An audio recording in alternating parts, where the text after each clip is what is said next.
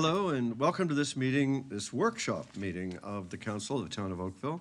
Tonight we're going to dive into the details of a proposed stormwater fee implementation, and we are all in our places. There are no regrets. Are there any declarations of pecuniary interest, Council?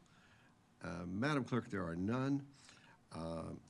The business of the night is to receive listen to and receive a presentation from staff, and I am going to call on the CAO to introduce her staff and set this going.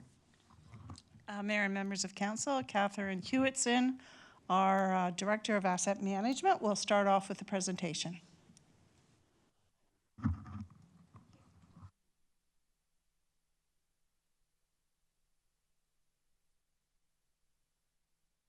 Everyone, is it on?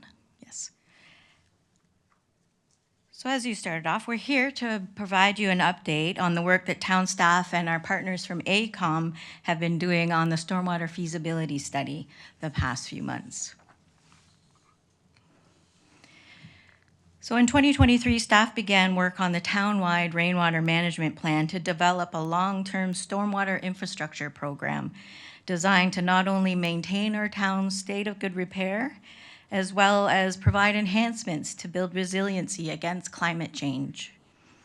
This work has provided us with an understanding of our forecasted stormwater infrastructure needs and identified that we will need approximately $732 million over the next 30 years. This works out to, on average, about $24.4 million per year. This would help continue to effectively manage our stormwater, as well as protect the town and residents from extreme rainfall events.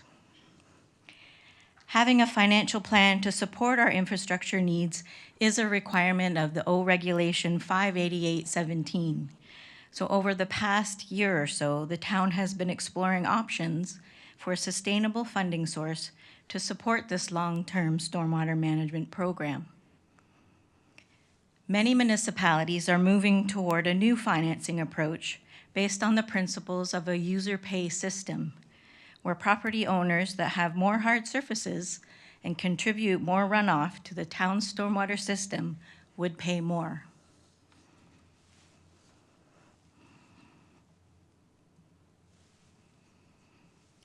So effective public and stakeholder engagement is critical to the successful development of a long-term stormwater management financial plan. The plan includes 3 rounds of engagement and consultation, which is coordinated to support council's decision-making process. Round 1 started in June 2024, focused on providing the public background on the town's vast stormwater network, the importance to stormwater management, why we need to increase our funding for stormwater management, and invest for the future. 2 council workshops were held last year to provide more information from staff, as well as outside experts, regarding Southern Ontario's changing climate and infrastructure solutions, the town's stormwater infrastructure needs, the stormwater feasibility study approach, the funding options being considered, and why. This was followed by an extensive public communication and engagement period that included a town-wide survey, 2 public information sessions, a virtual business information session, as well as consultation with the chamber and its members. In December 2024, staff provided council a report that outlined the results of round 2 public engagement and presented the evaluation of the 3 funding options and the preferred funding structure.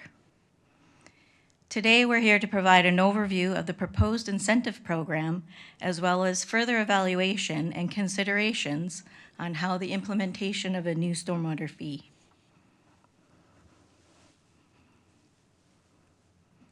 So just before I move on, I just wanted to note that there's a wealth of information on our stormwater feasibility study page on oakville.ca, where all of the work we have done to date has been posted. There's a number of information and shared videos that the town can watch to understand our stormwater network and the importance of it. We have links to the council workshops, as well as all the previous public information session information. This is also a place where you can find about future dates, how you can get involved and who to contact with questions.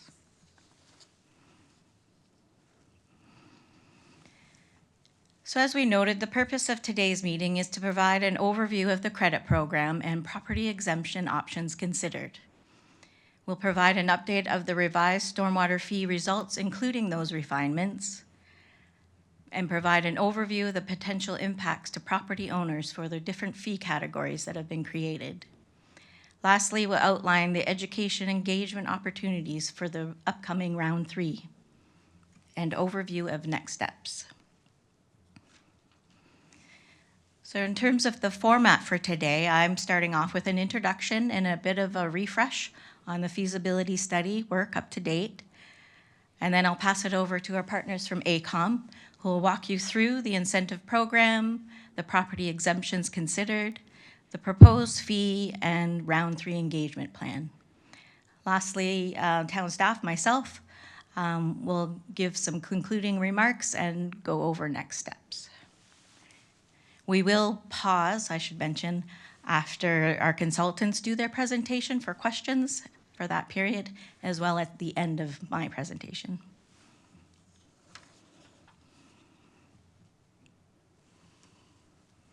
So the feasibility study evaluated 3 funding options on how the town can collect $24 million required to support the long-term stormwater management plan. Option 1, we evaluated the existing property tax system. This would be based on assessed property values, as you're familiar with, and it is important to provide a baseline and understand how it would compare to the fee methods. Option 2 was a tiered flat fee, where property types are divided into 3 categories, or property type tiers, for low density, high density, and non-residential. All properties in the same tier would pay the same fee under this method. The flat fee is calculated by distributing the stormwater costs based on estimated runoff for each of those respective property groups, and then divided by the number of properties in that category. With option 3 was a variable stormwater fee. With this method, a rate per meter square is calculated for each of those property groups, again based on estimated runoff for the respective groups. Each property owner would pay a different amount based on their property type and property size.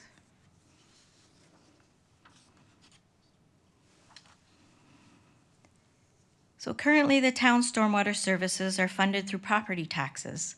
This means that the amount of money a property owner pays is based on the value of their home, not on how much stormwater runoff their property contributes. Under the property tax system, residential properties contribute over 80% of the town's total property tax collected. When we estimate the amount of stormwater runoff for the different property types in Oakville, residential properties account for about 44% of the total stormwater runoff, where non-residential properties with more hard surfaces account for about 56%. When we compare this to the property assessment breakdown, it means that some properties may be paying more than their fair share of the stormwater costs.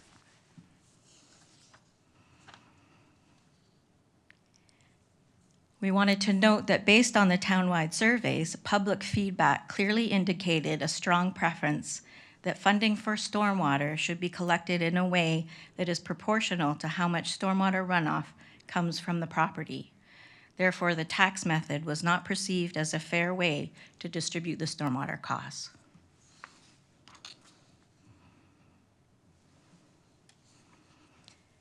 During the feasibility study, each option was reviewed and evaluated against the following guiding principles: fair and equitable, affordable and financially sustainable, justifiable, promoting climate change resiliency, and simple to understand and manage. The existing tax method, while simple to administer, does not accurately correlate to the property's stormwater runoff. A dedicated stormwater fee can be structured to be proportionate to the amount of runoff a property contributes and provides a sustainable source of revenue, which wouldn't be in competition with the other town services. It's also common for stormwater fees of all types to offer credit programs that will reward the installation of green infrastructure and low-impact developments. This would help promote good environmental stewardship. A stormwater fee also provides a transparent way to track how funds are applied to specific projects and initiatives, fostering an understanding for residents and businesses on how their contribution is used. For these reasons, the tiered flat and variable options would be preferred. However, it was noted that the variable fee method is a little more costly and time-consuming to administer than the flat fee.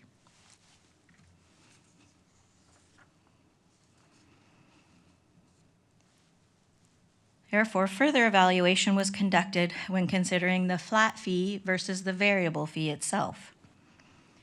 Based on the wide variation of non-residential property sizes, the flat fee didn't seem as equitable, in particular for the small business owner who would pay approximately the same fee as the large commercial properties. Administratively, there would be some upfront cost to calculate the variable fee. However, non-residential properties account for only 1,700 of the properties. And once the initial database is established, minimal effort would be required to maintain it on the go forward. Therefore, for the non-residential sector, the variable fee was the preferred method. When we did the feasibility study looking at the residential properties, the low density property flat fee was about $216 per year.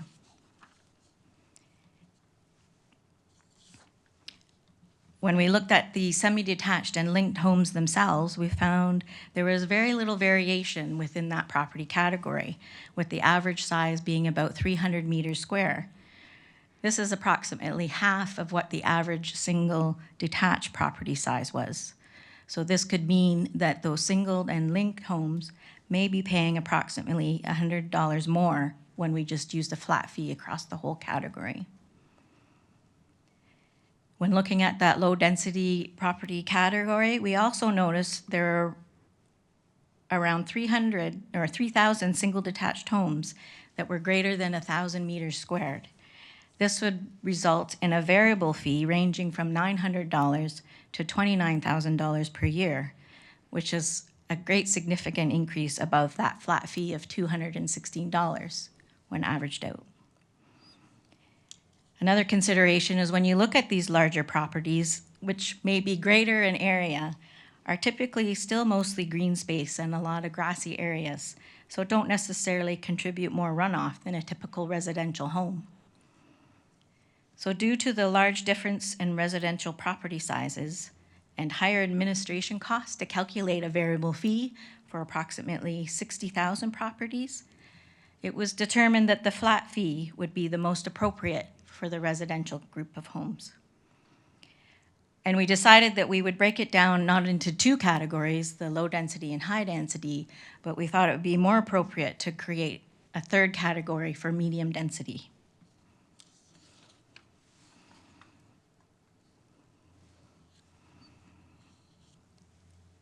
So the report that we presented to you in December had the preferred funding structure that was based on distributing the stormwater costs to 4 different property types and based on the estimated runoff for each area. This solution provided a long-term sustainable funding source, was equitable for the wide range of different property types, easy to understand and explain, and found a balance between the administration effort. The proposed funding structure presented provides the balance of fairness, equity, transparency, and ease of administration.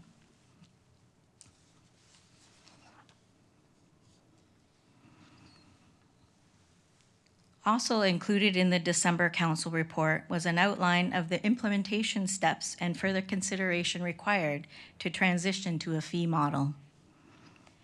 We're here today to go over some of those considerations as it relates to property exemptions, incentive programs, and the option to phase in a fee. And with that, I will pass it over to Pippi Warburton, who's been working with us from ACOM.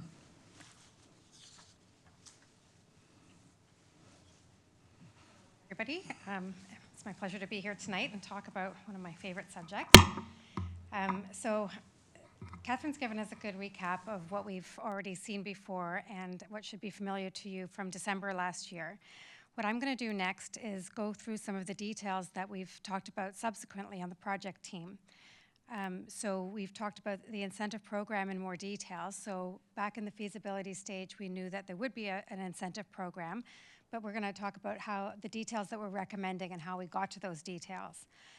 We're also going to talk about exemptions in more detail, all the discussions we had around exemptions, and then also at the end talk a little bit about phasing in the possible stormwater fee.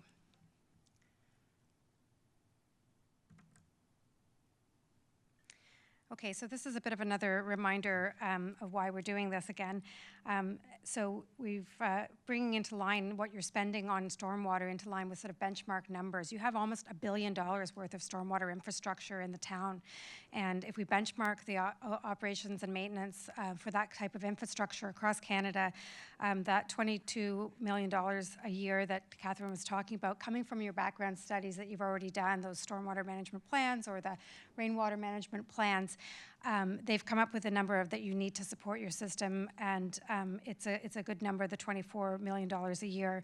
But how we're going to pay for it is really the question that this study is answering. So the reason we're considering the new rates is really that we want to make sure that we're paying for it in a fair and equitable way. So obviously paying for it through assessed value, through your property tax, doesn't have any relation to how much water is coming off a property, so it's more fair and equitable. It also brings you in line with the regulation for asset management, which requires a sustainable funding mechanism for all your key infrastructure, so that'll bring you in line with that. And it's really what many other municipalities across Canada are working towards, these stormwater funding models, which are proving to work very well for other municipalities. Okay, so first thing I'm going to talk about is incentive programs, and we did touch on them in the feasibility study. We did decide that you wanted one, and you gave us the permission to go and work on that, and we've had lots of discussions with our project team and the consultants, and all different parts of the town staff have contributed to this. So we have discussed in lots of extra detail working through the what would be required to work through the incentive programs all the way to the implementation.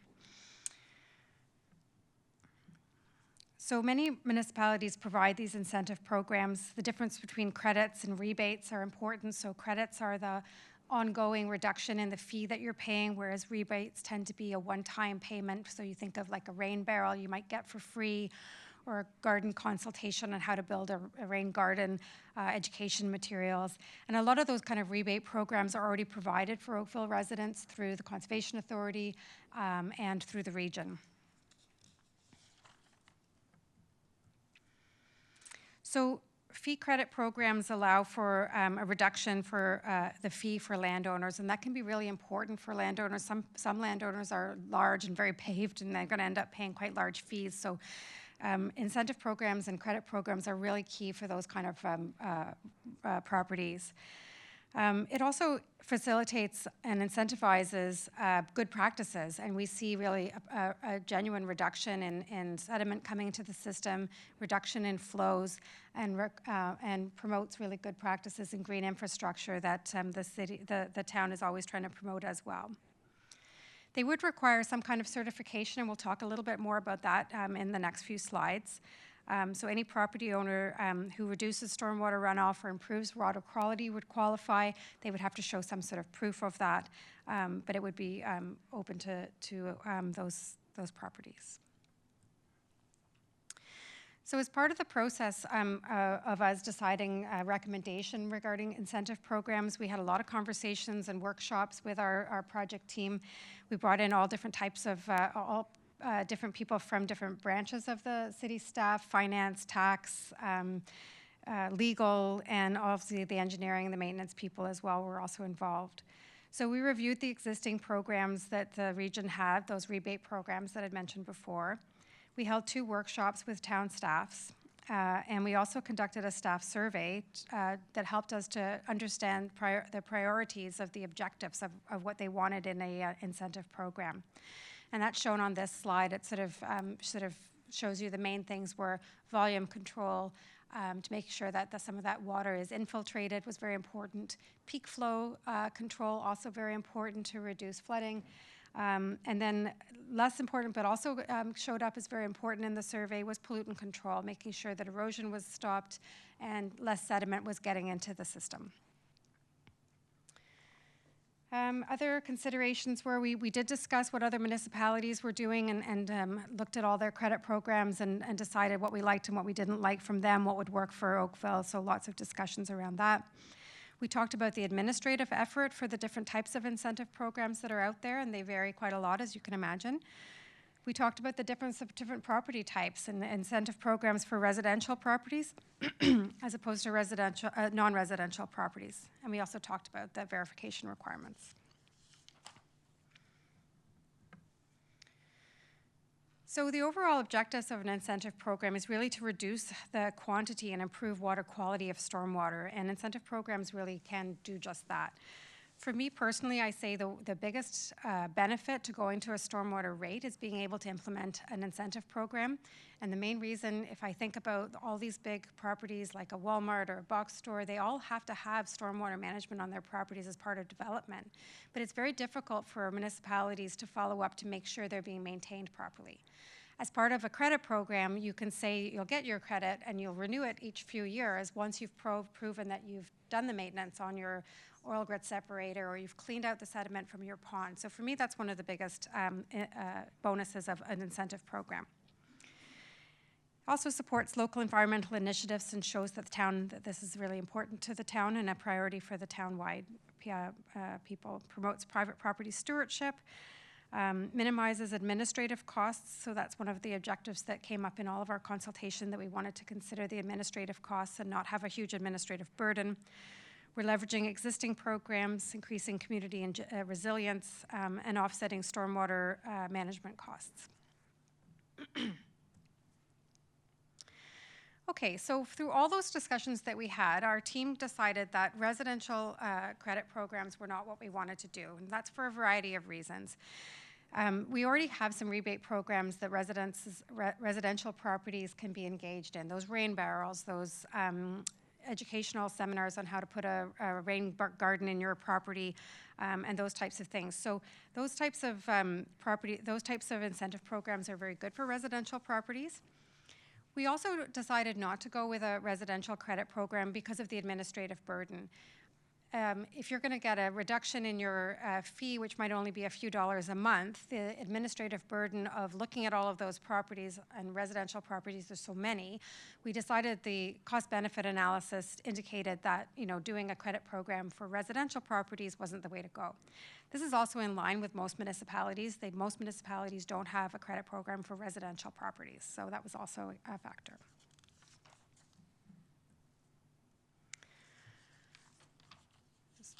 So this is what we ended up with as a credit program, and this is for non-residential properties. So it's pretty much in line with all the other municipalities that I've worked with and that AECOM has worked with stormwater fees. The only difference, and everyone is slightly different, there's always a uniqueness, and I would say the only difference is you've got these 2 categories in the maximum allowable credit. So if you're meeting requirements in the slow it down category, which is reducing your flow to pre-development conditions, that's what your guidelines say. So if you're meeting those requirements, you can get up to 25% reduction in your fee. Keep in mind, this is for non-residential properties.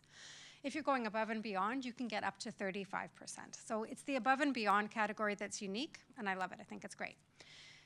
The clean it up category, the water quality, reducing erosion on your property, reducing sediment coming off your property, oil grit separators, that type of thing. You have to meet 80% TSS removal. That's part of the guidelines and recommendations for development. You can get up to 10% if you're meeting that guideline, 15% if you're going above and beyond. The soak it up, the volume reduction, so that's the infiltration part that a lot of green infrastructure works on, even for smaller rainfall events, so you don't get that constant rainfall causing, runoff causing a lot of erosion. So it's capturing the first 25 millimeters. That's an Ontario regulation, but I think it was only ever in draft, but it's what the town has adopted. So if you're meeting that 25 millimeters of rainfall absorption in your property, 25% maximum reduction in your fee, going above and beyond 35. So you can have any combination of those on your property, and most properties would have a combination of these things that they could use. And then the total cumulative value could be up to 40% if you're meeting requirements, and up to 50% going above and beyond.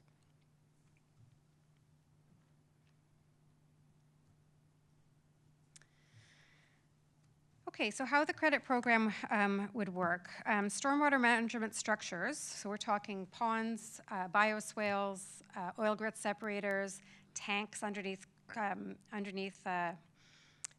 parking lots, super pipes, those types of things. All of those infrastructure must be owned and operated, maintained by the property owner. Structures that have been assumed by the town obviously would not qualify. We think that it'll be less than a FTE to administrate this credit program, and in fact, I would say it's quite a lot less than a full FTE to administer based on other municipalities once it's been up and running for a year. You would need some proof of installation meets the requirements. So a lot of these properties would have an ECA documentation from the ministry, and that would have how it was designed, what it was designed for, and that it meets compliance, meaning that the ministry has already reviewed things, reviewed the design reports, reviewed the drawings. So a lot of properties will have a C of A, or C of A, is that the right term? A certification, ECA, I always get it backwards, sorry, ECA, that they would be able to present, and that's often what's used for these types of things. But all of these, any kind of oil grit separator, stormwater management pond, they all have to be designed properly, and that design would have to be shown. So the design report, the drawings, so most people would have those if they come with the property, or they've had them done and they filed them. So those would be presented, reviewed by the town, and the credit would be given.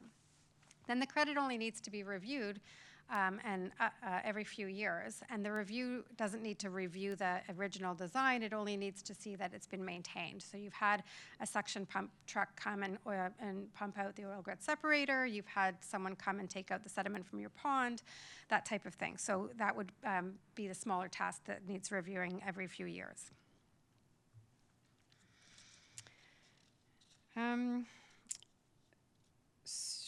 So what we figured was, and this is a conservative estimate, we figured that we would probably see a reduction in the revenue we collect by about $1.2 million.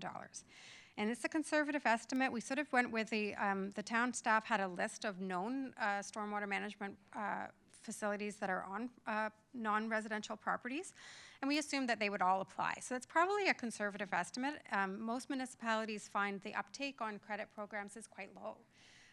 So this is a conservative estimate, but I think it's good to go with a conservative estimate at this stage, because it gives you that bit of buffer to work the program in over the next few years.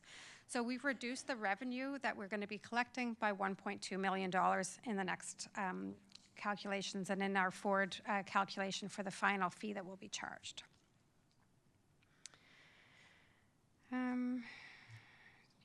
Okay. So that's the incentive program that we've decided on. So nothing for the non-residential. We're promoting the rebates. We're going with a non-residential credit program, as I've just described. The next thing that we had to talk about as a project team was exemptions, and that makes a really big difference of how the fee is calculated. We did visit the exemptions during the feasibility stage, but again, not in as much detail. And when we started looking at it in more detail, the town staff and we all together realized that there's actually a big impact on the final fee that will be charged as you exempt properties or don't exempt properties. So I'm going to walk you through some of the discussions that we had around exempting properties and how we ended up with our recommendations. Okay, so like I was saying before, we've had a lot of discussions with different members of your staff, from the finance people to your tax people, the engineering staff, the planning staff. We've all been at the table talking about all these pros and cons of these decisions. So around tax-exempt properties, really what we want to do is follow the property tax legislation. So if properties are currently exempt from paying tax or paying the payment in lieu of tax, then they're generally going to be exempt from a stormwater fee, but not entirely. Exemptions are qualified by MPAC. MPAC is the ones that assess what property type property is. And then it's the municipal legislation under the Municipal Act that talks about which property types are exempt.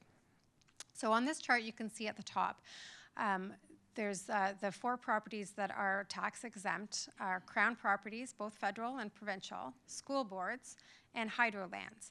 Those 4 are exempt from taxes, but they're also exempt from user fees. And user fees are actually covered under the Municipal Act in a separate section.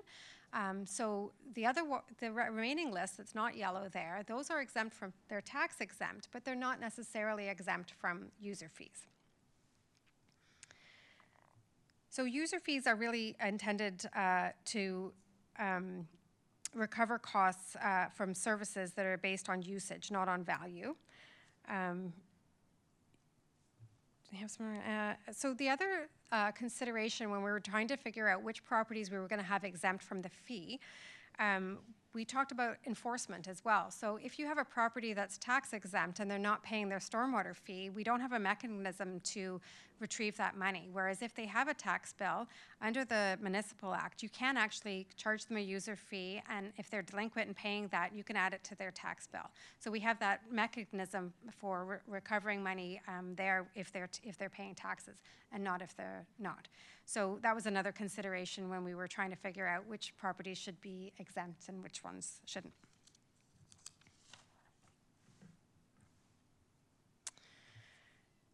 Okay, so this is kind of recapping a bit of what I've just said. So some properties provide a service that's beneficial to the community, and that's generally why they're tax exempt. Various vacant lands and green spaces under the non-residential classification, they're exempt from the feasibility study because we were showing them with a 0 runoff coefficient. So that's another type of property that we wanted to discuss. We also talked about interagency billing. You know, if we're charging ourselves, the town's charging itself for its own property, is that a problem? Like, is that going to seem as redundant or inefficient? The ability to collect potential for appeals, that type of thing I was just discussing, and the administrative cost. Okay. So we also had to talk about other types of properties, and they're not necessarily exempt, but they might be not paying any fee because in the feasibility study, we were charging them very low runoff coefficients, so in effect, they're almost being exempt. So these are properties like parks, farms, vacant land, development land, golf courses, right-of-ways, cemeteries. During the feasibility study, those open spaces often had like a 0 runoff coefficient. Parks were 0. Farms were charged, if they had a residence on them in the feasibility study, we were charging them the same as a low-density residential property. Working commercial industrial farms were charged with a 0.75 runoff coefficient, so assuming that there's some runoff, the greenhouses, the roads, etc. Development lands were 0. Golf courses were 0.9. Right-of-ways were 0.9, cemeteries, institutional properties were 0.75. So they were charged some. So these are the kind of properties we looked at in more detail. And when I say in detail, we actually went in and looked at quite a fair number of them in the GIS and said, does that runoff coefficient really match this property type, or would there be problems if we use the runoff coefficient to represent that property type? So non-residential, vacant, and open spaces. So we were asking ourselves, should some of these properties be charged, and if so, how much? What would be fair? So some of these properties don't generate significant amount of stormwater. Like you can think of golf courses, mostly green, but there's still lots of roads. There's buildings. There's some runoff generated there. There's certainly lots of chemical runoff from fertilizers in golf courses, and that's a factor as well. So there is some considerations there. So how much is fair? Most of them do have some hard surfaces. Development standards like parks and properties, the runoff coefficient can really range from 0.5 to 0.35. So deciding which one to use is a big part of the conversations that we were having. Most of these properties already pay taxes. Including these properties represents a more accurate runoff distribution to apply to the revenue, to share the revenue requirements between the residential and non-residential properties. So we figured we had two options. We could either apply the same principle as parks and give them all a 0 runoff coefficient, therefore a 0 fee, or we could apply a lower runoff coefficient by creating a new vacant land or open spaces category and give them some sort of runoff coefficient that lets them pay a little bit towards them. So that's, I think, what we've decided to do.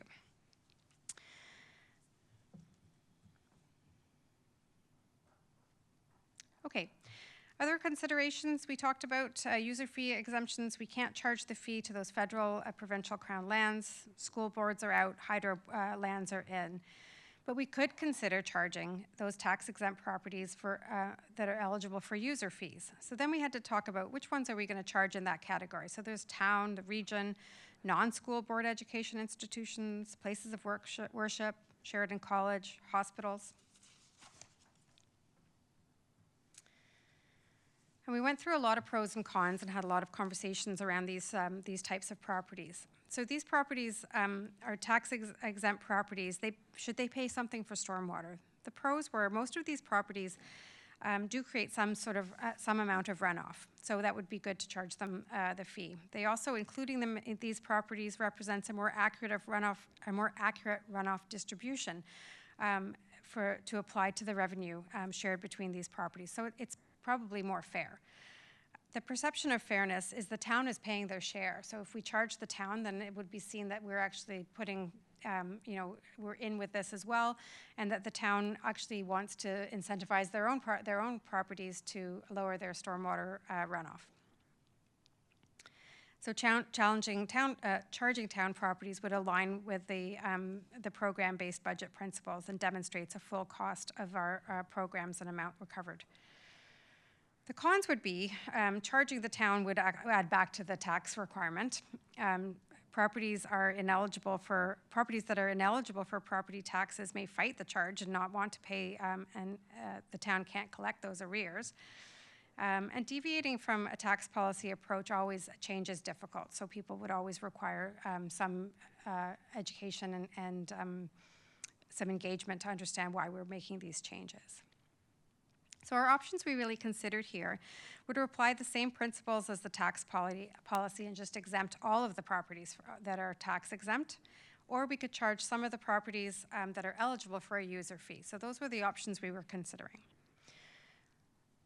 So what I'm going to do is walk through some the three scenarios that we assessed. We assessed 3 different scenarios, and we went right down to what the effect would be on the fee that would be being charged. So we can see that these 3 scenarios have a reducing effect on the final fee that would be charged, and I'm going to walk you guys through that next. So we sort of did a sensitivity analysis.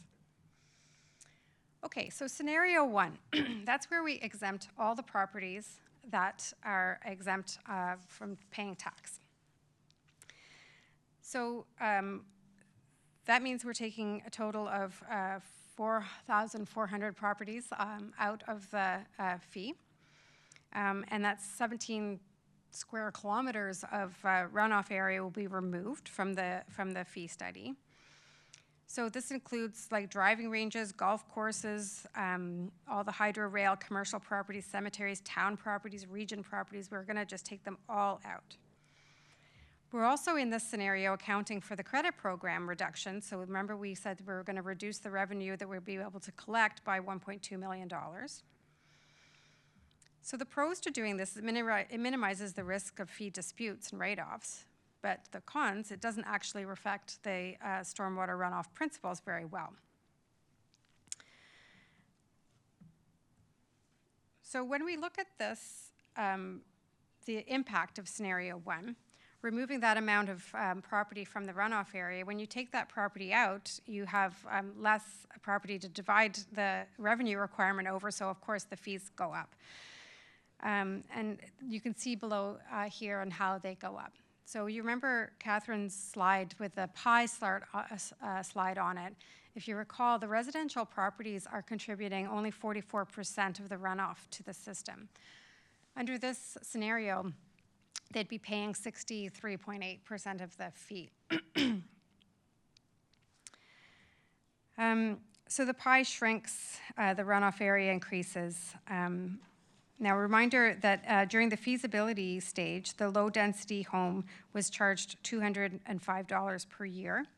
Here you can see it's gone up to $305 per year. So it is a jump of $100 per year. It's significant, and that's why we sort of jumped on doing these scenarios and the sensitivity analysis, because we realized it is a significant impact. Note still, we're talking farms with residences are still counted as low-density residential properties. Commercial farms have been exempt as open space. Then we looked at scenario 2. So scenario 2 creates a special non-residential category for those open spaces. It gives us the ability to charge those open spaces a little bit, not completely exempt them. We do this by giving them a 0.1 runoff coefficient for all the vacant land green spaces. So that includes driving ranges and golf courses, vacant residential property, development land, vacant commercial and industrial land. Again, we're still treating all farms consistently with a low-density residential rate. We're going to continue to exempt all the properties in the following ICI properties, so conservation properties, land designated for open space, hydro, pipelines, railways, those are all continued to be exempt. So all the tax-exempt properties will remain exempt. And we're also keeping the credit reduction loss of revenue in this scenario as well. So the impact of this scenario results in losing only 2,100 properties and about 3/4 of a square kilometer from the runoff area, so it reduces the fees, but not as much.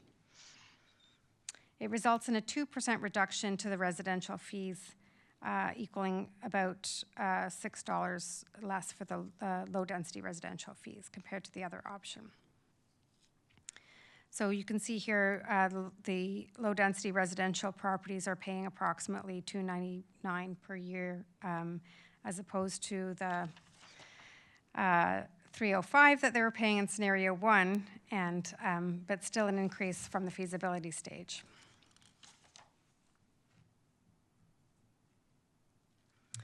Okay, and then scenario 3, the last scenario. We decided to look at building on scenario 2, but adding some more properties back in.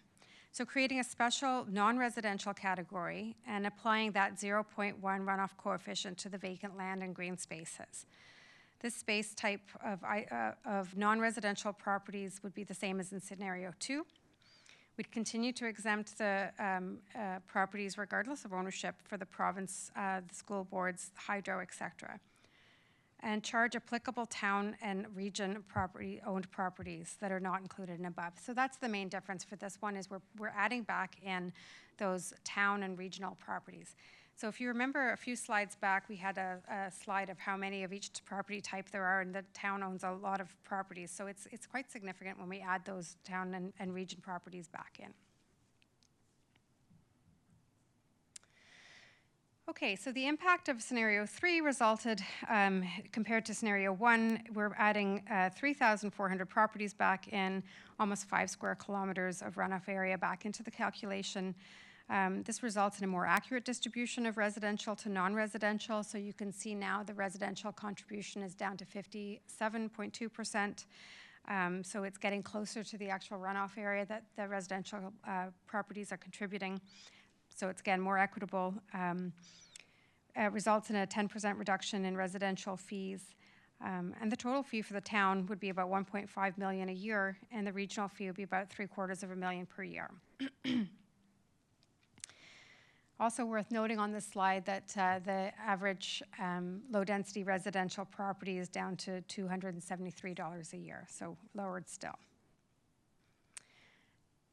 I also want to mention all of these fees are keeping in mind are based on us getting collecting the full 24 million per year. So that's the ultimate revenue collection that we wanted, based on best practices and based on your benchmarked requirements for operating your system. So these are all based on that amount. We are still going to talk later about phasing in that amount, or whether we want to start at a lower amount or work with just what your existing budget is for stormwater. So if these numbers seem high, there's a potential to address that later as well. Okay, so how do I guess I should say here at the end that scenario 3 is the one we're recommending. So that's the one we decided was the best. It was the most equitable, it made the most sense, and it had less impact on the fees for the most people. Okay, how do the proposed fees compare to the current taxes that people are paying? So I always find when I'm talking to the public that people are very surprised that they're already paying for stormwater already. So this is not a new thing, that they're already paying for it. It's coming through their municipal taxes. And when we look at that, those pies, we can see that enormous amount of residential taxes the enormous proportion of the municipal taxes collected from the residential properties as opposed to the non-residential. And then on the right, we can see the distribution of fees collected through option 3, where it's pushing more of that to the non-residential properties. So again, that's just showing that it's a more equitable method. So for the $12 million, this slide is based on the $12 million, and we use the $12 million because that's what you're currently spending on stormwater based on your budgets, expenditures, operations, maintenance. So you're currently spending $12 million, so through the tax, a single detached home is contributing $160 annually towards stormwater, semi-detached 93, townhome 93, condo, these are averages, $65 a year. Is going towards stormwater operations and maintenance through the tax system. So if we compare that, if we were just going to use this recommended method with these exemptions and this credit program, and we're going to collect the revenue requirement of that $12 million per year, so the same as what you're currently working on and collecting through taxes, the single detached home would go down a little bit. They would only be paying the $137 per year. Semi-detached would go down, townhouses go down, condos go down. So, it's a shift in who's paying for what. So obviously the corollary would be that the non-residentials would be paying more. It's a little bit different when we look at the 24 million, the ultimate amount of revenue requirement that we've identified. So it still goes down for residential properties, for single detached and semi-detached, but just not as much for townhomes and for condos specifically.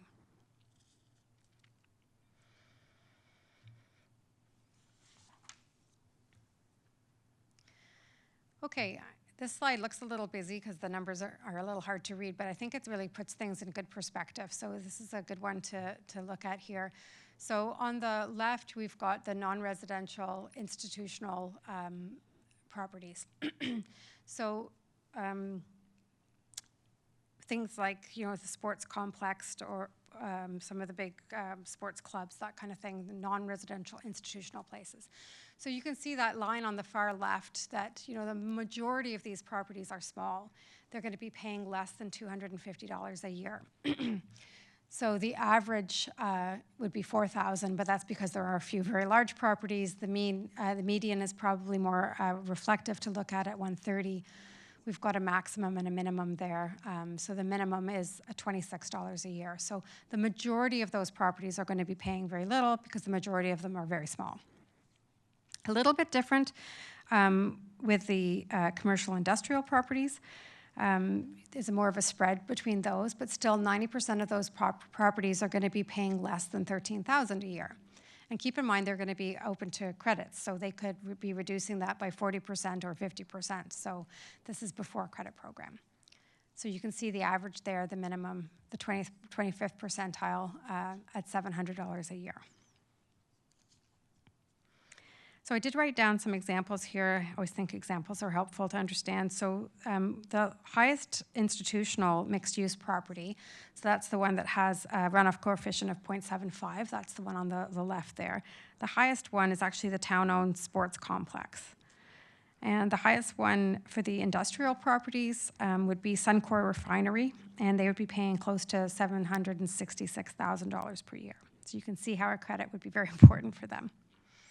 The Ford plant comes in a close second at about $750,000 a year. Okay.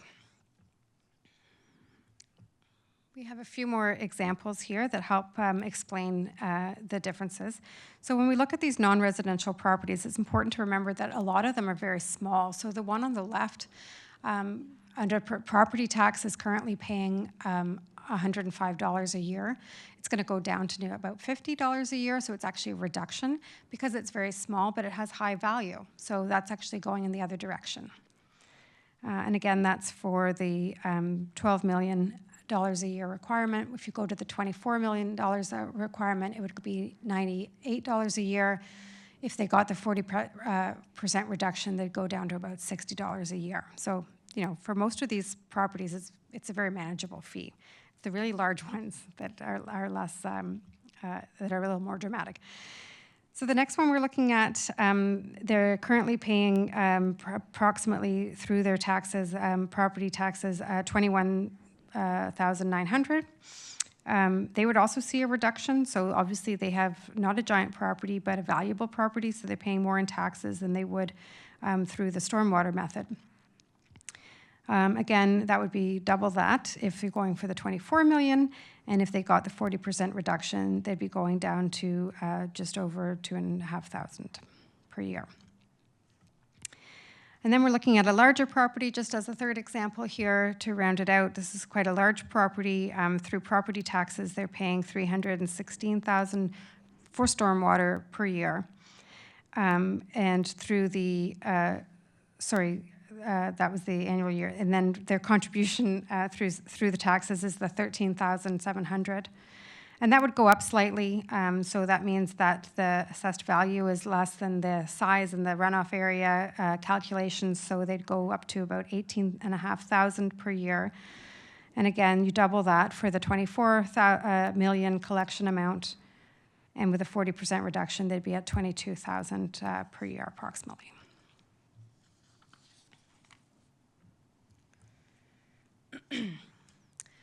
Okay, so the next thing I'm just going to touch on is the round 3 engagement schedule. So we've already done the round 2 engagement, and we've got the webpage updated. June is really focused on the non-residential engagement property owners. So we have a meeting with Chamber of Commerce coming up next week to talk to the non-residential businesses. We have a virtual PIC June 17th and the in-person PIC on the 19th. And we're hoping to finish up the round 3 engagement by the end of the month. So after today's meeting and after getting your feedback today, we'll also be covering the following things in the round 3 engagement. We'll be recapping the feasibility study and the town's stormwater system and services. We'll recap the fees that have been evaluated and presented to the public. And we'll key engagements and give feedback on the key engagement surveys that we've conducted. We'll talk about the preferred stormwater fee option and how it was evaluated. We'll talk about the non-residential incentive program that we're recommending and the implementation and next steps.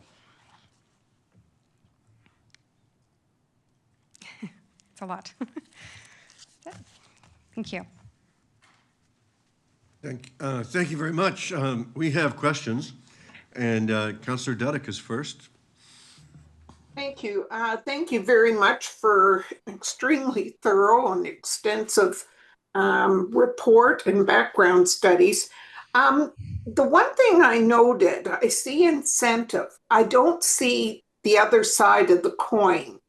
Sort of a, for lack of a disincentive. And I'm thinking in terms of the current building code doesn't allow us to factor in basements. And we're now getting considerable basements being 10, 11, sometimes even 12, and building out considerably in the footprint that they're situated.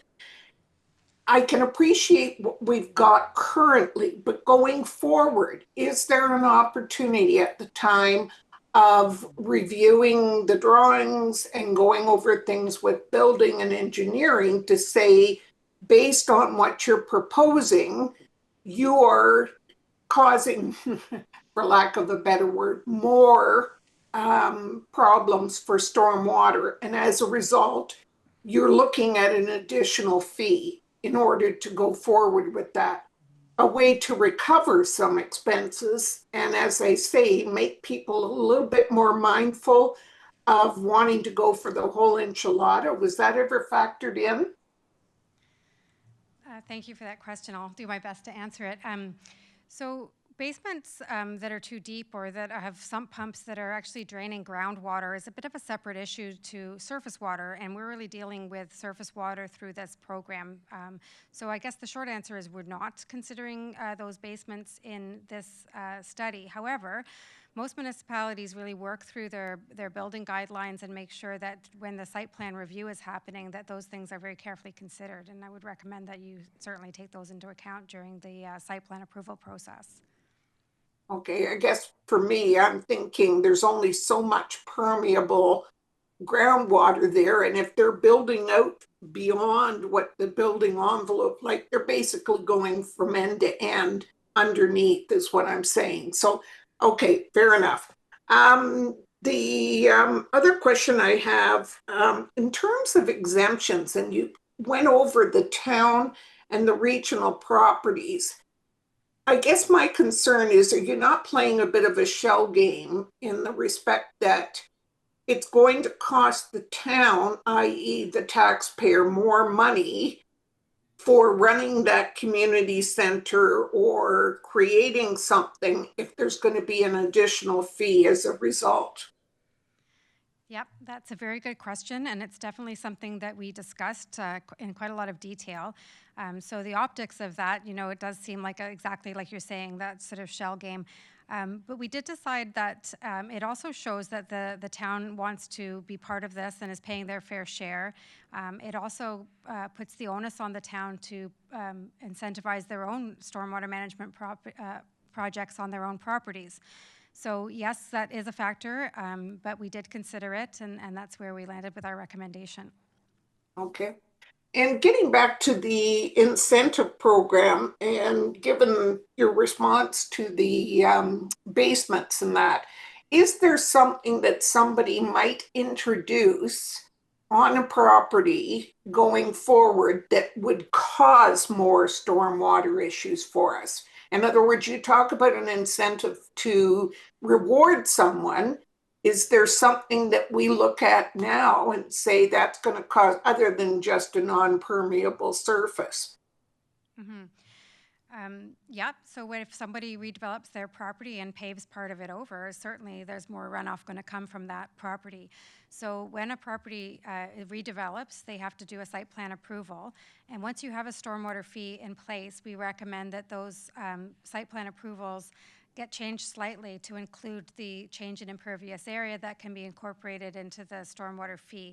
So your site plan approval office will be connected to your stormwater fee administrators, and those Excellent. changes will get captured.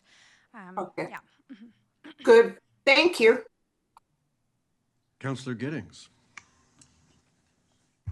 Thank you, Mr. Mayor. Through you, the $732 million amount, is that in today's dollars, or is that extrapolated out over the number of years we're looking at? Through you, Mayor Burton, it's in today's dollars, 2024 dollars, actually. All right, at some point, I'd appreciate an update in terms of looking forward, what that is going to mean in terms of the $24 million a year. You talked about the targeted rebates with the rain barrel program from the region. How does the disconnect program fit in, where you can take your eavesdrops and disconnect them and run that out? Was that factored in here somewhere? So disconnecting your eavesdrops from the sewer, it has more of an impact sometimes on the wastewater, the amount of water that's going, oh, no, that's not right. Sorry, I've got Hamilton, that's combined sewers. So yeah, there's an incentive for disconnect. Yeah, sorry. Disconnect program is. Through Mr. Mayor, the disconnection of eavesdrop in a private property is part of the Halton Region flood mitigation program. So there's subsidy for that. So it is considered on the residential side. That's why the town are not initiating any residential incentive programs, because there's already a pretty comprehensive one with the region. No, thank you, Commissioner. I appreciate that. I guess the question is, if they're incented from the region, $150 or whatever it is to disconnect, that is rainwater that's being prevented in most cases from hitting the storms. Would we not recognize that in terms of some sort of credit? Oh, I see. Sorry, I didn't understand your question earlier. When you disconnect downspouts sometimes is misconnected to this, I'll say, the sanitary sewer. So typically, when you have sanitary sewer, we would encourage folks to disconnect so that the water doesn't get into the pipe system underground. So, but the water still actually run off on the surface, and when the ground's really wet and saturated, they technically are still running off. So that is the reason why we as the town are not looking at an incentive program for folks to disconnect. No, I appreciate that. I guess we had a rich discussion at a previous meeting in terms of lot sizes and semis and clay soil versus alluvial silt south of the QEW. And I guess it's the complexity with 60,000 homes to try to examine or look at the specifics for each lot. So again, one of the reasons we didn't go with a residential program was because the sheer number of them and the administrative burden. But I think if they were disconnecting their downspout and directing it to a soakaway pit or to some kind of LID feature, then that would, on the non-residential side, that would qualify for a credit.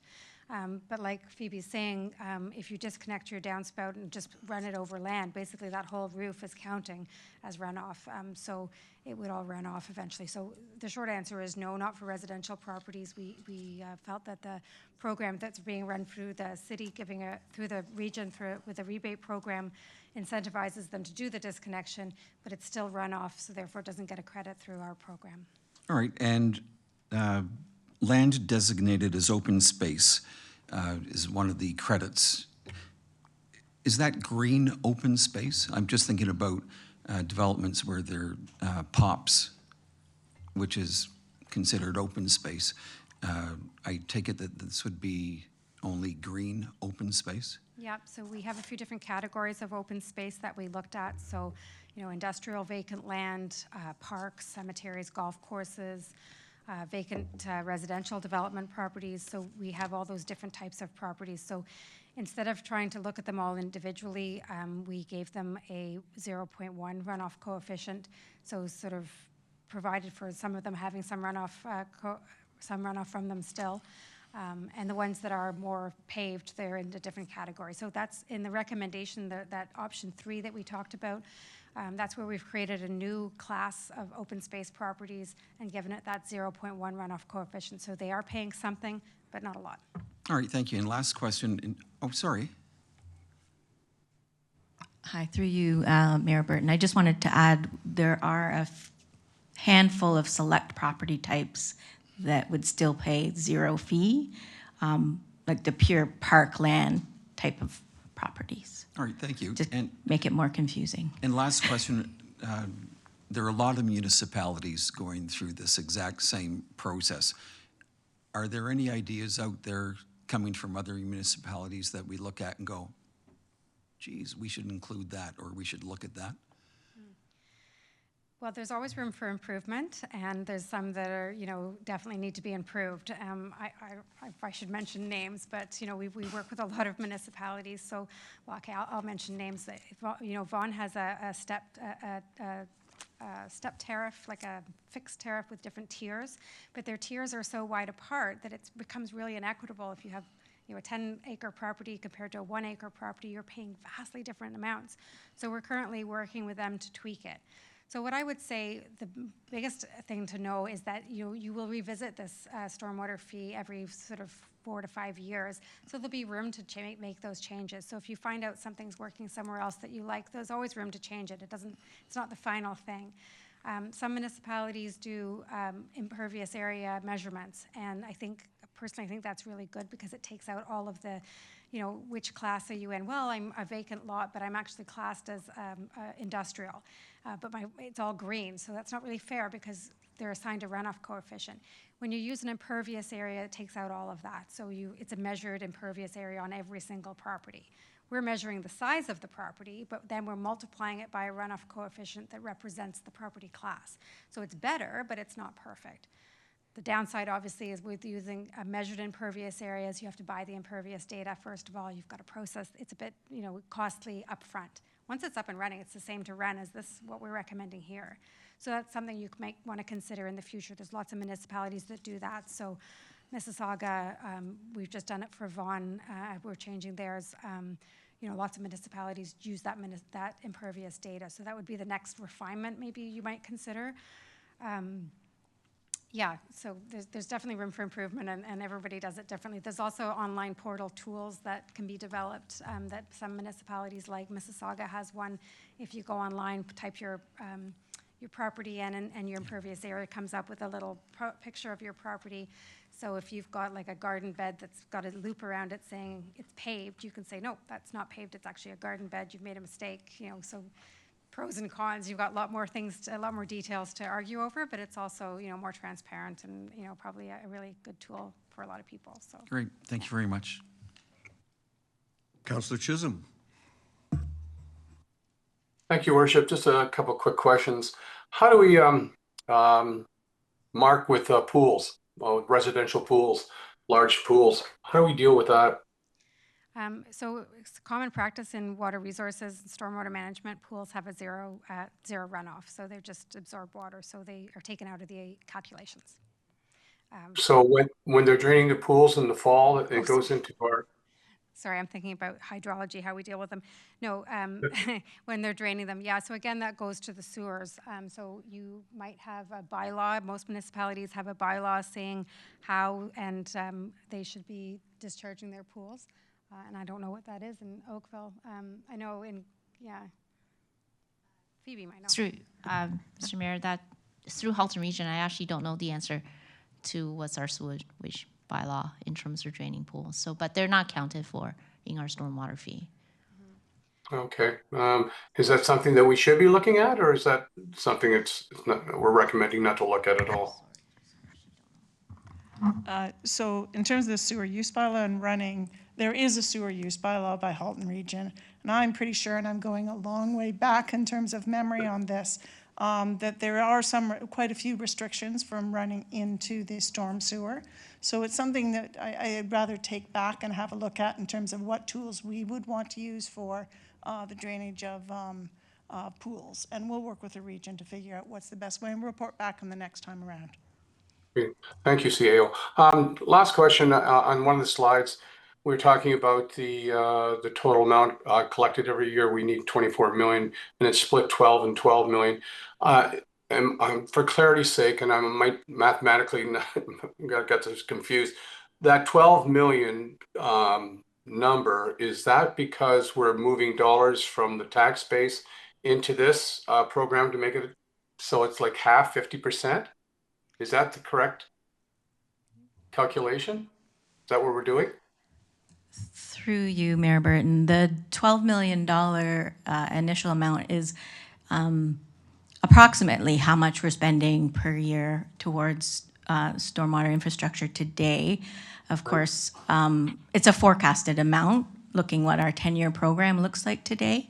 So it can average up and down. So it's an average $12 million. Okay, So I that's guess why we used it as a bit of a benchmark All right. in terms of approximating what $12 million worth in a property tax method versus the stormwater fee runoff method, how Okay, they so compare.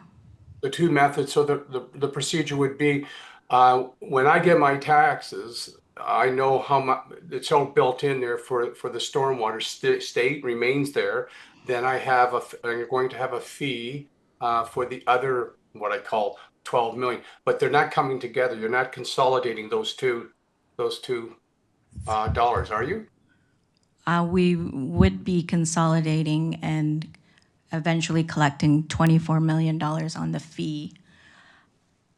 Okay, so And how it gets treated on the tax side is another discussion. yeah, I Because guess there's a that's lot where more I'm- involved in the whole property tax Yeah, side of that's where I'm things. coming from. Is where's the charge going to be? Because people, I know, my residents say, "Well, I'm already paying a part of that in my taxes. So why are you charging me the fee?" And so we really I need clarity on that and how that's going to work. So we have further discussions on that and how that process works. Okay, is that fine? Sorry, if I could make some clarity. Through Mr. Mayor, I understand the resident will say, I already pay for this on my taxes, why are you charging me a fee? I think what we need to look at is we actually need, first of all, a total amount to help with the stormwater needs. $700 or so million is $24 million a year. So we're actually not charging the taxpayers the $24 million right now. Sorry, I feel like. So that's the first point. So we actually do need to collect more. And the reason why we want to collect it in the way of the fee method is because it's based on the area and runoff coefficient, and it's much more fair than the way that we collect it through the tax method. When we collect it through the tax method, 80% of them, 80-20, as you saw in the pie chart, 80% is attributable to the residential area class, sorry. However, really, when we look at the area, a lot of the areas are really for the non-residential. So then we want to just take a different methodology of collecting it. It's not because we're already collecting it, why collecting it over here. So we just want to collect the whole amount, and then we also want to have a more fair and equitable way of collecting it, which is through a better split of that pie, which is becoming 60-40 instead of the 80-20. So Commissioner Fu, the councillor, I think, wants to hear that the 12 million that's being collected on the taxes will shift over to the fee as the program finishes rolling out. That is correct, because we will, the fee will collect the whole 24, and we'll be no longer collecting it through your property taxes. That's all. That's what I was asking for. Sorry. We went a long way around to get it, but thank you very Sorry about that. That's okay. No problem. Thank you. Thank you, Worship. Thank you. Let it be known, I get you. Councillor O'Meara. Thank you very much, Mr. Mayor. So, and I'm just going to try and mix a couple of slides and information here. So, non-residential makes up 3% of our land, and from what I'm understanding, that 3% of the land is responsible for 56% of the runoff in Oakville. Do I have that correct? I'm not sure. Through you, Mayor Burton, that's purely based on number of properties, not the area of the properties. When we look at the actual square foot area that those 1,700 properties make up, it is much more significant than the residential area. So when we apply a runoff coefficient, again, which is higher than what the residential runoff coefficient is, we end up with 56% to non-res. Okay. Sorry, that was, I just wanted to understand that. So if we get credits from the non-residential, if they do a bunch of things, will we not need to do the infrastructure that we are outlining right now? Is or no matter what we need to do right now, we need 700 and some odd million worth of infrastructure, but we would also like to see the non-residential do the changes so that it take, like, what are we hoping to get out of the incentive or the credits angle from the non-residential properties? I'll maybe try and start that through you, Mayor Burton. I think the non-residential properties already are asked to manage some of their stormwater. So based on the initial fee calculation, maybe not a fair representation to just count their whole property area. So if we take in the factor of their fee and then they can apply for a credit because they are managing some of it, it is more equitable in that respect because we haven't gone through to calculate every single property's individual runoff coefficient. Sorry. There is, Oh, no. Go ahead. Sorry, I lost my train of thought now. I'm so sorry. You go ahead. Oh, I'm so sorry. Sorry, Catherine, I thought you were done. Apology. Through you, Mr. Mayor, what we're trying to get out of the incentive program with the non-res is that we want them to control their stormwater on their site. So what the feed is funding is what we as the town's doing on our public land, but then with our storm sewers or our ponds. But some of these large industrial sites, they really need to look at how they could control stormwater on their site. So they could have their soak away pits, or they have their ponds, or they could have certain things to control their stormwater and outlet it to the town facilities a little slower. Otherwise, if everything runs off at one time, the town facility will have to get enormously large. So then this is about a partnership between these non-res developments where they are expected to control stormwater on their site.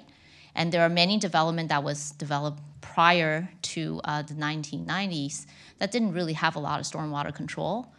So we would try to incentivize them to do something on their site in order to minimize or mitigate the amount of impact on our town infrastructure. So that's the difference between the incentive program for them to do something to help us to do, I guess, not to build enormous infrastructures to take care of their water.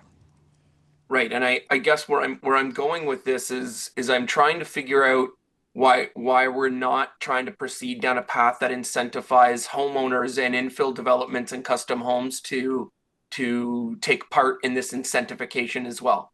And what is in it for a home builder to put in permeable paving right now, or to do this sort of thing? Like there's no incentive for them. So and some of those houses and properties can be mighty large as well. So how are we going to try and manage that, or is this something we've decided, that the juice isn't worth the squeeze on it? I'm just trying to understand that one. If we stay with the recommendation of not having a credit program for residential properties, there are other options. You can create your own rebate program for permeable pavement, education programs, those types of things. So certainly they're good ideas and good practices, but there is a lot to administer, and therefore we have decided not to do the residential credit program. But you are right, there's lots of potential there for things like permeable pavements or soak-away pits, and lots of homeowners like to do those things and are willing to do them. But we did decide through our discussions and consultations that for residential programs it would just be too much of an administrative burden, and decided against it. Okay, well, I guess we can revisit that a little down the line then. My last sort of line of questioning has to do with the tax-free institutions, so the churches and schools and these things, because some of them have gigantic parking lots and massive spaces, and when they go to redo them again, how are we going to try and incentivize those places if they're building new ones, or they're going to build? How are we going to work with them? And I guess where I'm going with this, I was always under the impression that the taxable portion, the non-taxable portion of churches was actually the vestibule where the preaching goes on, and not a lot of the ancillary stuff. They'll have community centers and daycares and these sorts of things in there. So some of them still are taxable, the properties, just not the place where the worship happens. So does that add any ability in our way to still respect the non-taxable areas of churches, but also look at some businesses that are being run out of churches now and the needs that some of them might have? Counselor, I think the finance staff would like first crack at this, just to check that opening assumption about what's taxable and not.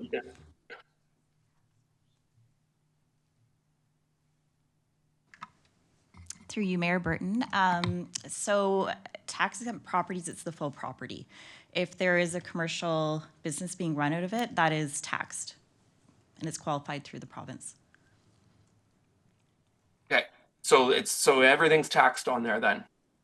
On the churches when we do that? Yes. Okay. If the full church is just the church, it's the full property is exempt. Okay, fair enough. I'm glad to stand correct on that one then. But I'm still curious about how we're gonna incentivize. There's new places of worship opening up constantly, and they take dozens and dozens and dozens of parking spots. So do we have an option in our site plan to work something specifically in for that land use area then? Yes, through you, Mr. Mayor, through the site plan approvals for any of these new developments, they have to meet pretty rigid stormwater criteria where we make them control the pre and the post of their water, so they can't outlet more water because they are having large parking lots that wasn't there before, so they have to control it on site. And that's part of the private control side that we, with a new development that our development services group naturally do it on a daily basis. Perfect. Thank you very much. Thank you, Mr. Mayor. Councillor, thank you for your questions. The juice and the squeeze is an expression I'm going to use from now on. And I would like to follow up on your very interesting question about when we incentivize good behavior on the non-residential side, do we have an estimate, the councillor wanted to know, of any reduction in the $700-odd million capital spend? Will we see a measurable impact on that from those good works? I note that the discount didn't amount to very much money, so maybe you weren't expecting a big impact on the $700 million, but that was the point he was chasing.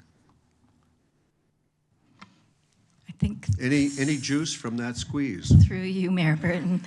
Obviously, it's very difficult to tell at this point in time, but I guess what I can offer is, as Pippi mentioned, we do need to reevaluate not only the stormwater fee every 4 to 5 years, but also the need every 4 to 5 years. So as we continue to further study and evaluate what our needs are, we have the Stormwater Master Plan that's looked in the south area where we know there are some infrastructure improvements required to kind of, when we begin to study those areas and come out with final recommendations, there is opportunity in a future update to readjust that $732 million. And Okay, well, it could potentially go down or could potentially go up. Yeah. All right, thank you for that. We'll see is always a good answer. Councillor Adams. Thanks very much. I have one comment and maybe 4 areas of question or further comment. The first is there was a discussion about swimming pools and what we're supposed to do with the water, and our property standards bylaw includes the following. Discharge of water from a swimming pool shall be directed to the street curb and gutter to drain to the sewer or municipal culvert.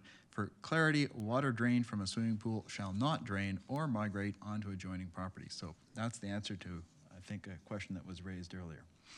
I have 4 questions or comments, and the first one is about the phase-in. So in the deck, it talks about a 5-year phase-in. Did we consider, say, a 3-year phase-in? I think there is value to a phase-in, but I do wonder whether we ought to consider reducing the bleed or the loss of the available revenue, and maybe 3 years is a sweet spot in terms of how long it ought to happen. So through you, Mayor Burton, we're coming to that part of the discussion in the next few slides. Okay. We just sort of paused with the whole discussion on the exemptions in the credit program for now. Okay, well. If that's okay. I'm jumping ahead then, and there's my question for you and my thoughts on the matter. The second was with respect to the The scenario wherein we're considering charging the fees to both the town and the region's properties, my thought on that is I think I'm okay with that since a big chunk of the regional fees comes from outside of Oakville.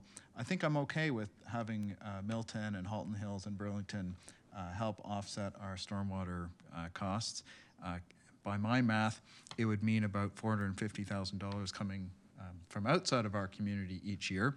And over 30 years, that would be $13.5 million. And that's about 2% of our total take or need. And so I think that's probably a good thing. And if it means that at the end of the day, about 1.3 million is coming from town property taxes, or 39 million over 30 years, that's about 5% of the total 732 million. I still think that's a good deal for us. So if that's how the math kind of works out, that seems like not a bad thing. I have a question about that I wanted to check on the exemptions in scenario 3. Am I correct in as much as it would also continue to exempt federal lands? Yeah. In slide 34, you have sort of a list of all of the different types of exemptions. It might be helpful from a clarity perspective to show in scenarios 1, 2, and 3 which ones you're talking about exempting. I'm not sure if you could pull up that slide or not. Can I get back to the presentation?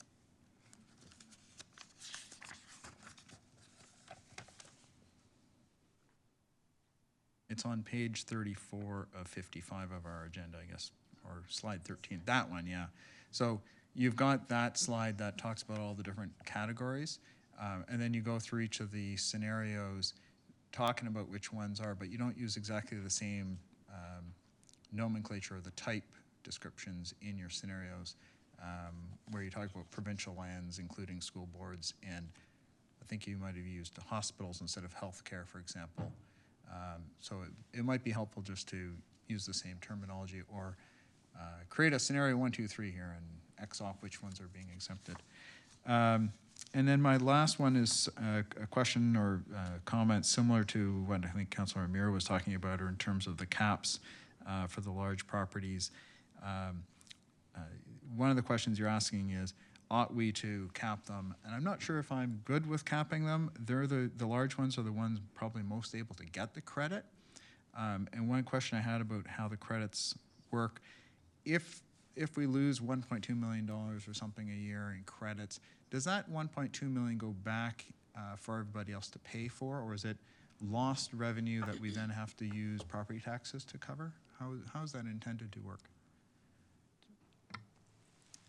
Through you, Mayor Burton, the 1.2 million that we equated that the credit program would cost is currently sort of built back into the fee itself and kind of spread out the remaining So other people then pay for that cost. Okay, so it's not lost revenue, but it's carried by other people. The fee's gone up slightly to account for it. To account for that, okay. So if in fact we lost that amount to the credit, it's like 5% of the fees are being lost and carried by other people.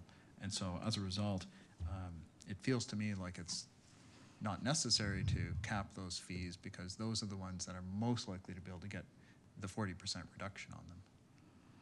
And we would want to incent that, so. That's right. And that's a really good point, and it's been brought up, and lots of municipalities talk about that when we talk about caps.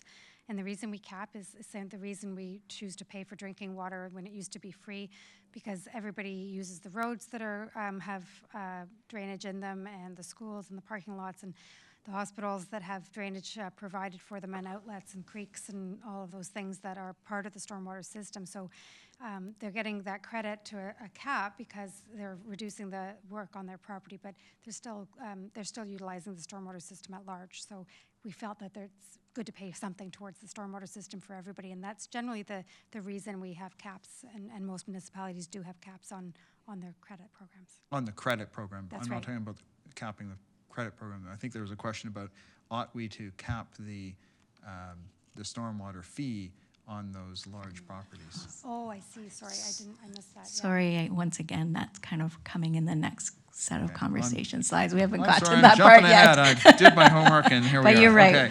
Okay. It's a question for consideration. Okay, and I do question, I have the same question about if you give away $1.2 million in credits, are we actually getting the equivalent of what would be $36 million over 30 years in improved or reduced stormwater management costs? And I think the answer is probably not. And so we're probably giving away more than we're getting. So. Yeah, it's a really tricky question to answer, and it does get asked exactly that. So there's lots of factors going on. So yeah, you're reducing the load on the system, so you think you need less of a system, but there's climate change coming up as we're reducing the load, so there's that happening. There's also more development going on. There's aging infrastructure. So yeah, it's almost impossible to do that calculation unless you actually have the details of what specific facilities are being used to apply for the credits. So it's a very valid point, and logically it makes sense, but it's impossible to do that calculation specifically, really. Yeah, okay, thanks very much. And maybe I don't have to give feedback later on because I've already done it. Thanks so much. Well, let's see how psychic you really are when we get there. Councillor Haslett-Teal. Thank you, through you, Mayor Burton. First of all, thank you very much to all my colleagues for their excellent questions and to the detail. I just want to pursue a little bit of a clearer understanding of this measures required for development and proof of maintenance in the concept of incentives. So maybe I'm misunderstanding it, but it feels like we're incentivizing them to do what they were supposed to do. Do I have that? I didn't misunderstand that. Okay. So then the going above and beyond requirements would be, what elements are you thinking would be going above and beyond? So the town has a set of guidelines when you develop a property of certain stormwater management criteria that have to be met when you first develop a property. But as Phoebe was saying, a lot of these properties were developed before that. So that's, really, they're supposed to have it by today's standards, but a lot of them don't. So going above and beyond it would be going above and beyond what your current design standards are. So there's a set amount of TSS removal percentage that's required. If you could show that you're actually removing more than that, then that would be above and beyond. You have to infiltrate a certain percentage of the first rainfall. That's part of your design criteria. If you're infiltrating more than that, that's above and beyond. Okay. Has there been any, and it sounds like you've had really fulsome discussions with lots of different people. Was there a discussion with Oakville Green at all, and about how they approach and deal with encouraging green habits, I'll call it?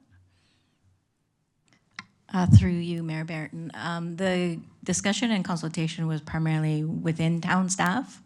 The next phase would be to begin to have outside conversations about the incentive programs. Okay. In terms of incentivizing, and I think Councillor Duddeck headed in this direction as well, more green, is it possible to give them credit for enabling community gardens on their properties, their industrial properties, where they're not using elements of the land? Has that ever been done in any other municipality? So I've never heard that being done. It's a great idea, but again, if you think about the administrative burden, there'd be only very few properties probably that would be doing that. So it wouldn't, we're just trying to do something that's a balance between the administrative burden that captures most properties. So yeah, it's a nice idea. And if they were taking a paved area that was, Right. You would capture that with the impervious area measurements. But because we're using a runoff calculation, because it's a simplified sort of approach to that, it probably wouldn't get caught. It might get, if it was rezoned into a different property class because of it, then it would get caught for that, yeah. But I think, I guess for the credit programs, for sure, like you could consider that if you could show some kind of infiltration, and the town could consider that if they wanted to. That would be something they could consider in the credit program. Yeah, nodding. It just strikes me that yes, we need to get to a certain level of revenue to pay for the necessary infrastructure and the advancement of that infrastructure. But there's a possible other wins along the way, and there's also good corporate relationships with the community that come with it. So I'll leave it there. It struck me as we really weren't going above and beyond, which, even though I love that something like that exists. Can you just also clarify me on the POPs? So privately owned public spaces often are, I'll say, heavily paved. They're pathways to get somewhere. And so just clarify for me, how would those be addressed in the condo developments? I understand at site plan, there'll be a requirement for stormwater controls, but in terms of a fee, then is that being captured through the multi-condo development tier? So it would go back to the impact classification. So first of all, we'd need to know what the property was classified as, and then if it was tax exempt, it would be tax exempt the same. So it wouldn't really be treated differently because it's privately owned public. It would go back to the property classification and property type. So it would be, in Midtown, it would be a condo development. Correct. So it follows a property type. The POP doesn't have its own property type within a private development. So it'll be charged per the condo fee if they're in that tier fee. So an incentive to make sure that it's more green than the other would be encouraged. Okay. All right. Thank you very much. Thank you, Councillor. Madam CEO, the councillor raises an interesting point that maybe legal staff want to make a contribution on.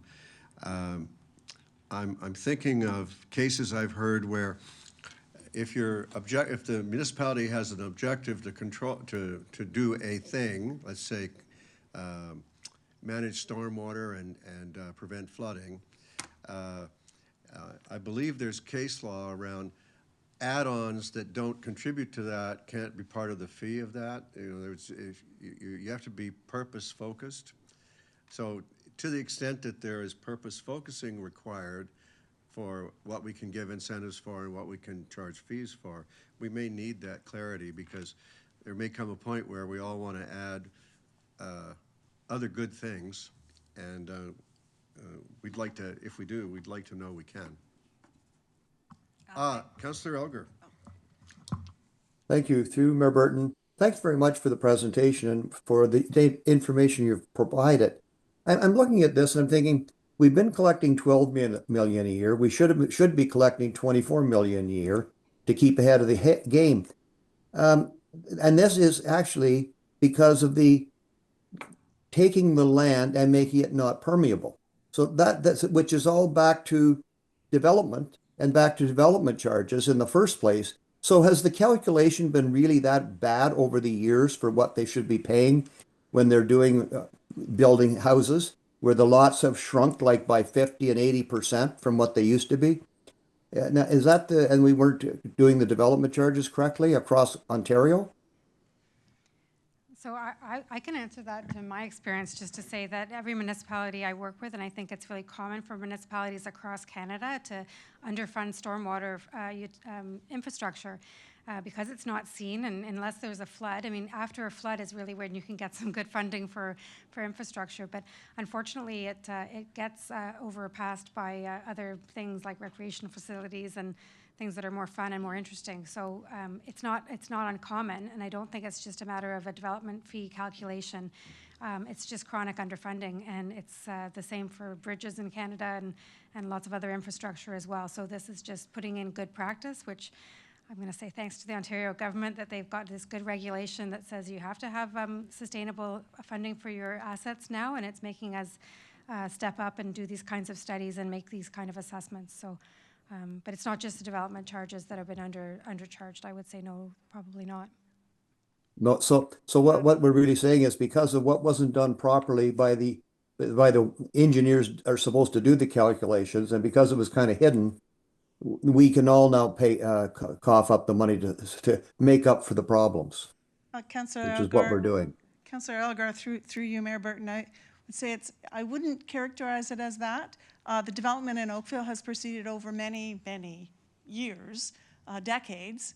And so the development to the south may not have met the same kind of standards that were current at that particular time.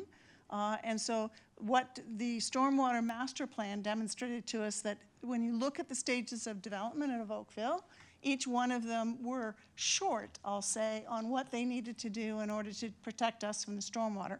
We also had climate change that came in, a lot of other changes that have impacted the need for stormwater. I would say that the current development approvals that we're doing do calculate what is the longer term implication of it, and development charges generally reflect that. But it's the backlog of the decades that preceded that where we didn't understand the full cost. Development wasn't built to those kinds of standards, and climate change has changed the whole outlook on stormwater.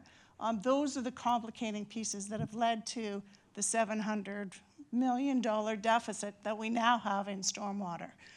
So it's a much longer description, and it does not relate to any deficits in development charges of what we're currently developing. I guess we could all remember from our original presentation on this subject years ago that the old part of town, you know, south of the QEW, was developed without any development charges at all, and the theory of stormwater management was let it run into the streets and eventually it'll get to the lake. So the problem's older than DC's, is the CAO's caution about trying to blame the past, I think. Well, I hear you and I believe you, but I think the calculations could be done. The more you harden the surface, the less permeable it becomes. I think that's pretty basic. I think we all grasp that. But we didn't grasp it early enough. That's the problem. But that's life. Well, too soon old, too late wise. Is that the expression that I believe an Ontario premier once used as his government came down? All right. Thank you, Councillor Elgar. In the absence of further questions, we can proceed to Chapter 2.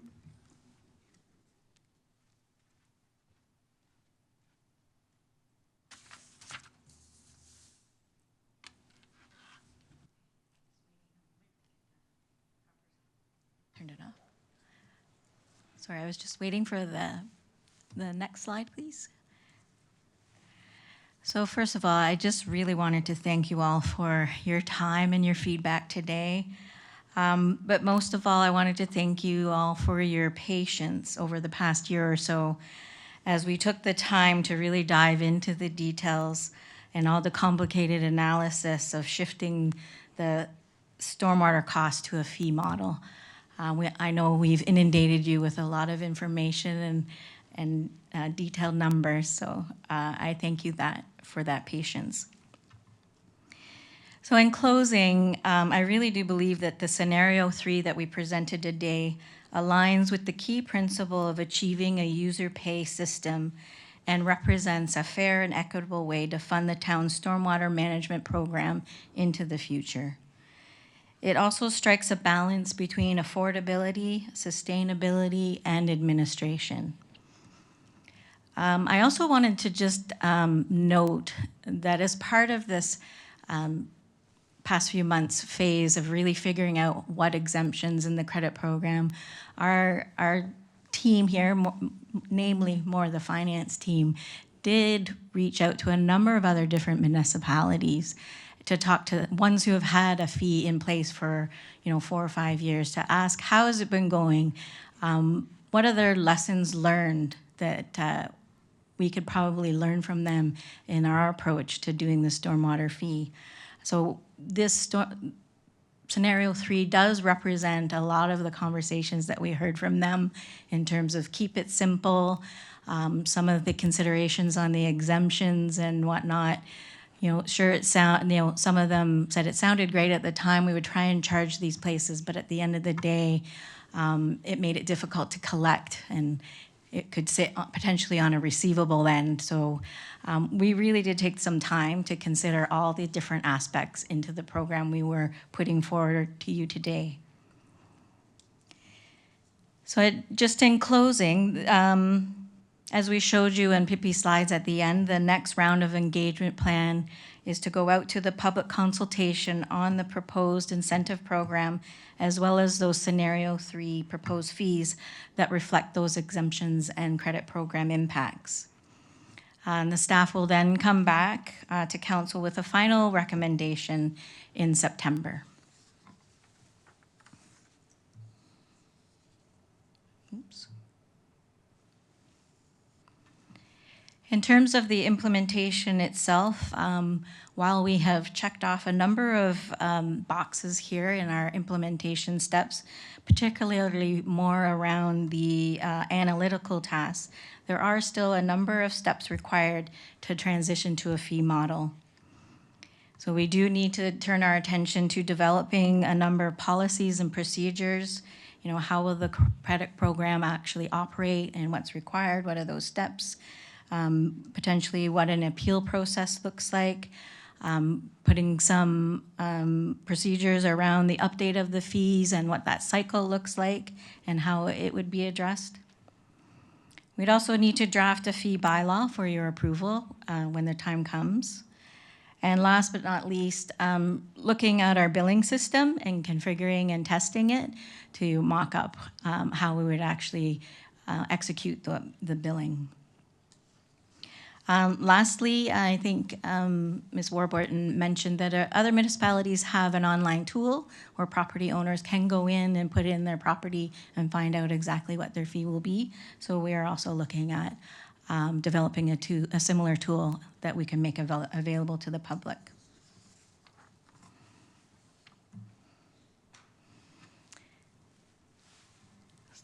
So here, Councillor Adams, this is the discussion on the phase and the fee. So you were not wrong. That is one of the considerations of the implementation is should we look at phasing in the fee? Obviously, there are some pros and cons to that. The pros would be it's a little easier to communicate that shift to the residents. It would also provide a little more time for some of the non-residential properties to plan and budget for those larger fee impacts. Of course, on the cons, the funds that we collect if we're phasing it in may not be sufficient in the short term, so we might have to look at, shifting some of those projects out in the near term until we can collect enough money to fund them or carry a negative balance on this new stormwater reserve. So in terms of what it would look like, we did, for illustrative purposes, propose looking at a 5-year phase-in. So the top box is really just that comparison of what $12 million on the property tax is for a low-density residential property and the large commercial property. And then if we phase in that fee, starting at $12 million collecting, down to over 5 years collecting the ultimate $24 million. So as you can see, year 1 of the fee would start for the low-density home approximately $137, and then over the 5-year period grow to the $273 flat fee. On the non-residential side, you can see in year 1, this sort of medium type property would start at about $18,500 in year 1 and eventually would grow by year 5 to $36,900. Now I will mention that those are numbers before any credit rebate could be offered. So this is a question we are looking for some feedback from you today is should we consider phasing in the fee? The second consideration that we had for discussion today is looking at capping the non-residential properties. I think when you saw Pippi's slide on the distribution of the different properties, there are a few that would pay well over $100,000 per year just for a stormwater fee. And there were some in the $700,000. So this, just to note, would be in addition to their property taxes that they're normally paying. So the option to consider is maybe capping those very large non-residential properties. So again, the pros would be to allow them time to plan and budget, and it still promotes that fair and equitable treatment and looks at our business community as in a fair way. The property owners do have opportunity to apply for credits. And then on the cons, there would be a revenue reduction for those, for the cap if we were to implement it. And it would have to be captured some way. So that was the question, should we consider capping non-res properties for some of the large property owners? And then lastly, I'll leave you with our overall next steps. So as I mentioned, we'll be moving to round 3 public engagement in mid-June with a whole series of different public engagement opportunities, as well as some specific stakeholder engagement for some of those large property owners and different groups that would be paying higher fees. Then we would be looking at finalizing our billing and implementation through October through March 2026. And I think if it was approved, we would look at targeting our first stormwater fee billing in 2026 in Q2, Q3. Oh, I think I stepped over the council approval. Sorry, step 2. Step 2, we need to come back to council and get the final approval and the fee bylaw. And that is targeted for September. Apologize for that. So now I open it up for questions and feedback on those considerations. And we'll get questions, starting with Councillor Elgar and then Councillor McNeese. Councillor Elgar. Thank you. Through Mayor Burton, thank you very much for this part of the presentation.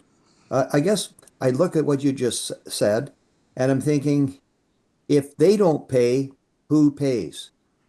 You know, like everybody, if everybody's going to pay their share, if they don't pay, who's going to pay it? Councillor, you and Councillor Adams seem to be on the same page and of the same mind.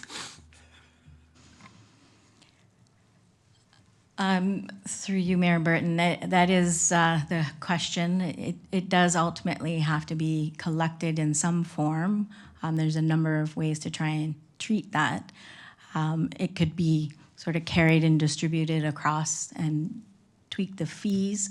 There is opportunity to maybe carry the negative balance and then incorporate it into future fee updates, similar to what we do in a development charges study, where we account for what the reserve balance looks like at the time when we update the DC fees. We could account what the reserve balance looks like, and it would be factored into the revision of the fees going forward at the period of time. So you're not looking for us to direct you with any motion tonight on that, though, are you? No, sir. Good. Okay. Fine. Just feedback. Hey, thank you for that. Okay, thanks. But, you know, revealing or suggesting how you feel about it has been helpful to staff, and so they're glad for your comments and for those of Councillor Adams. Councillor McNeese? Sorry, Councillor Elgar, did you want to keep on? I'm done. No, I'm done. Okay. Councillor McNeese? Yes, thank you, through your worship. So just on the capping of those larger non-residential properties, which I think is just a handful, but they could be paying a significant amount. Now, if we were to cap them, would the incentives still apply? Because ultimately we want them to, you know, pay attention to it, get their impervious surface down, you know, and things like that. But if it's capped, do they still have that motivation to, you know, make some greener choices? Sorry, I forgot what to say through you, Mayor Burton. I would just ask you to address the microphone as strongly as you can. Sorry, through you, Mayor Burton. So that depends how the credits are implemented, and the caps are also implemented. So you would put the cap on after the credit or before the credit. So that would be for further discussion, basically. So I guess, yeah, I guess my feedback would be, let's make sure, if it's capped, let's make sure there's still an incentive, or, you know, that they're still incentivized to do that. Now, I don't know if you're incentivizing off the reduced capped amount or not, but I think we just got to make sure that they don't just get a waiver from, you know, incentivizing them to maybe do some stuff that you know, was called for in their site plan, and, you know, maybe hasn't been done in a very long time. So let's not lose that that motivating factor of an incentive. Absolutely, yeah. Maintenance of those facilities on those extra big properties is so important. So the incentives are really key, absolutely. Yes, that's it for me. Thank you. Councillor O'Meara. Thank you for that. And just to buttress right off of what Councillor McNeese said, if you're looking for our opinion on it, I would actually reverse engineer the program of the credits to meet where you want the cap to be. So maybe the larger companies, they can qualify for a certain credit somewhere that gets them down to that number. But again, I would certainly, we're trying to incentivize a change in behavior and a change in some of the stuff. So maybe looking at it the other way rather than a cap. Okay, how can we maximize the amount of credits that they can get in order to get to where that cap would take you, so we see some work being done to get us to where we want to be? That would be my suggestion. Thank you. Thank you for that, Councillor O'Meara. And I hope staff can give some thought to, I like the idea, of reverse engineering the outcome that we want. Thank you for that, Councillor. All right, that seems to be it for us. Which of us would like to give us the motion to receive the materials? Councillor Adams, thank you. Any objection? There being none seen, that's carried. And that ends our work for this evening. Thank you, everybody, for all the contributions. This has been a pleasure working with you. I look forward to doing it again. Good night.